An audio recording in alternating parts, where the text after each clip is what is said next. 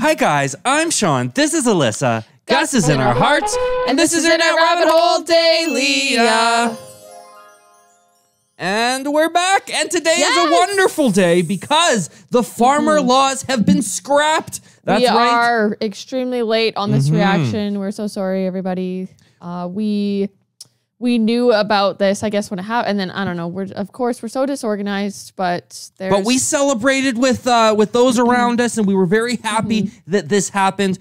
Regardless of whether you think the farmer laws are a good thing or a bad thing, the way they were passed was way shady. Yeah. And the fact is that they didn't want it. The people didn't want these laws, and so I like the idea of a fresh start. Let's check out this news because this is a good thing.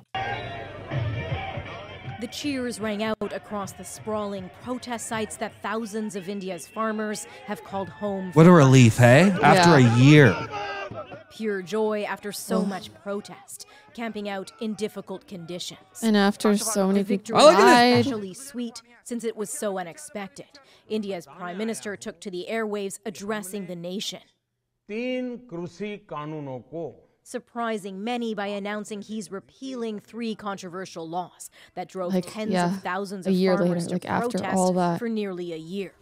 Nearly a year. Laws the farmers said would put them out of business in favor of large corporate entities.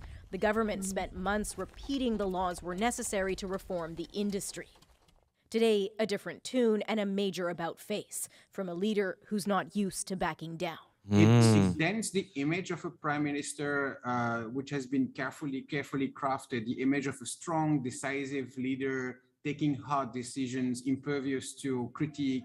But many say the steely resolve of the farmers and their push to target an election in a key state, Uttar Pradesh, started to shake the government. They wanted to basically lower down the narrative, which is that this is a government which is anti-farmers. Pure electoral logic, he says, in the face of stiff opposition from a cohesive So it was making the government look really bad? Well, I think they're saying there may have been some political reasons with an upcoming election for them to maybe move on this. But regardless of what their reasoning was, at least it landed in favor of the farmers. So political sway. The farmers, while jubilant, are also wary. They say they're staying put in these massive protest camps for now. We'll only leave when the repeal of the laws is official. We want it in writing, Farmer Jaswant Singh says. That's why, we're gonna watch this a new video that just came out about that they're still protesting until it's official. Yeah. Even if it takes a month or two, they've waited long enough anyway. And a month or two is nothing for these guys. To concede. Wow. CBC News, London.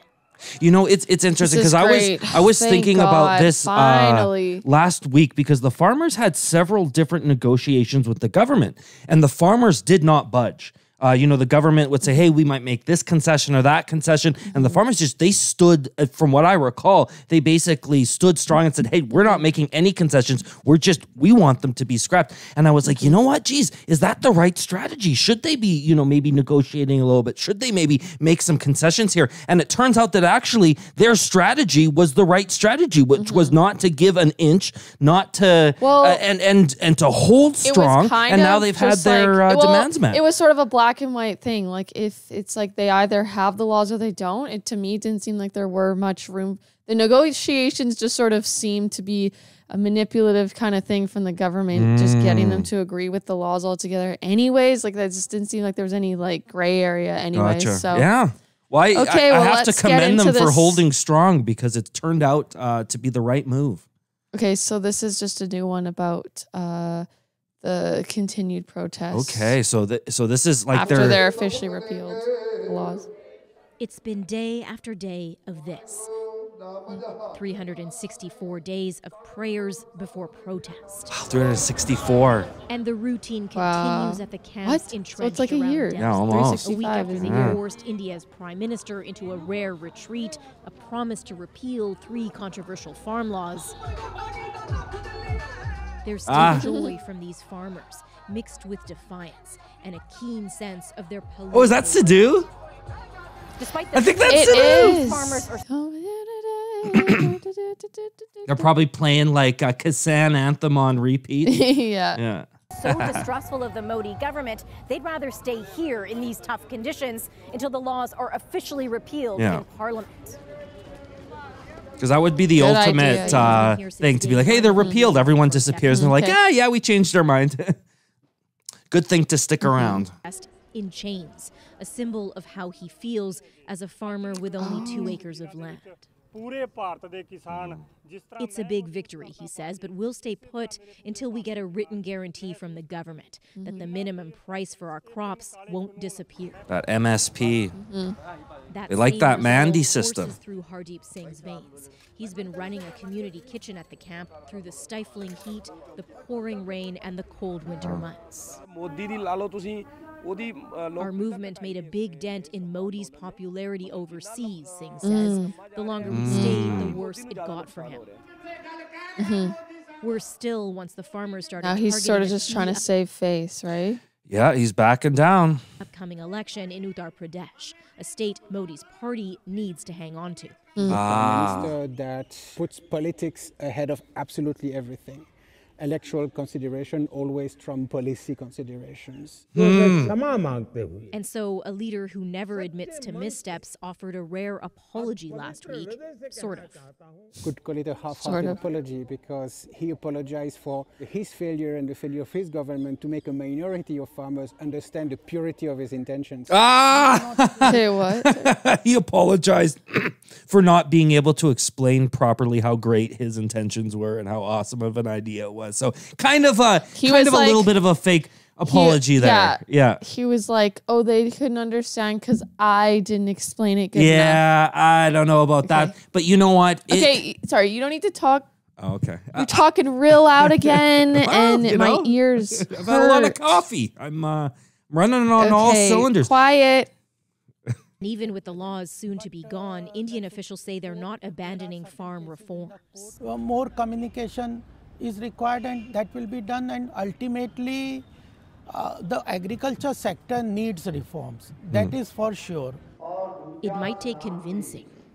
I think there was a lot of people. I don't think anyone argued that the farming system didn't need any reforms. I mean, even the people that loved the Mandi system would say, oh, well, actually, yeah, we could polish up some rough edges. There could be some changes here to make things better or more efficient or more fair. But it was these wide-scale changes that were made without consultation that were pushed through in kind of shady ways. That was where the problem came. Not that nobody wanted to see farming be, overhauled in any way. It was the way it was done and how it was done. Yeah, Modi's just being manipulative, so. Farmers have learned the power of a highly organized protest with the will to outlast a prime minister. Salima Shadi, CBC so proud News, of them. Delhi. That's awesome. Wow. Ooh, that's awesome. Jeez, victory, I guess. Hey, guys. What's the cat doing? We've got a cat running around, but that's okay. I think it jumped on something. The thing is wobbling, and now it stopped. Okay, so we're good. good. Hope he's okay. I think the cat is just fine. Okay. Wow. So this has been a journey because we really, this was one of the news stories that really got us interested in learning more about India and about the people in India. And I recall a bunch of you saying, hey, you guys got to check out the news, check out this farmer stuff. We did. And we just kept reacting. And there's been other... It was just insane what was going on, what was happening. We'd never seen anything like it. The way that they passed the laws and then the political tactics. And to me, it very much reflects a lot of different political types of things in our neck of the woods, just the propaganda and things like that in certain ways, like the media portraying their narrative and their whatever idea what's going on. Terrorists. Yeah. And then you have this other side of the story where you have people going actually on foot into the locations in the areas and talking to the farmers themselves. Like you got the media and that trying to portray them in this certain way. Scoop Whoop we saw. And was really getting down there on the ground floor. It was pretty sad what was being labeled of all the farmers and the stereotyping and everything and well, it didn't match up with the reports on the ground. They were sort of we got all these terrorists on the ground level. And then you'd see the fellow go in with Scoop Whoop and you're like, hey, these are just normal farmers. They don't have a lot of land and they're just really scared that these laws are going to destroy their livelihood. It was just sort of if you were on the right side of it, it was totally okay to just label and stereotype and say all this stuff. But in regards to other types of issues in that, it would sort of be seen as you know, why are you being racist and stereotype or all these different things? And then it's just like, I was like shocked that people were like getting all sucked into the polarization of it all. It was pretty sad. And the way I saw it is it was sort of like whether you agreed with the farmers' laws or you didn't agree with them. The truth is that whether the farmer laws were good for them or bad for them or indifferent, they didn't want them. And the way they were passed did not appear to be democratic, or at least did not appear to be above board, or could have been done in a more transparent way along with that consultation, which, as I understand, never happened. So it's a fresh start. It should have happened a long time ago, but we're here now. We appreciate you guys keeping us up to date with this sort of stuff. And I see the cat way up, like touching the ceiling. Okay, so we better get going here, guys. But if you enjoyed this, maybe you'll enjoy some of our other reactions, and maybe you'll even subscribe. Please hit the bell, choose all from the menu so you can get updated every time we upload a new video. Like, comment, and you can donate to the channel. Ooh, yeah. If you are able to, and it's a way that you can really show your support for the channel. So there's a super thanks button at the bottom of this video. If you're logged into YouTube, it will show up, or there's some other ways to donate in the description. That's right. Do we have time to do this new Seduce song, Sean? I think we do next. Okay, so we're going to be reacting to Satisfy next, so stay tuned. Stay tuned, guys.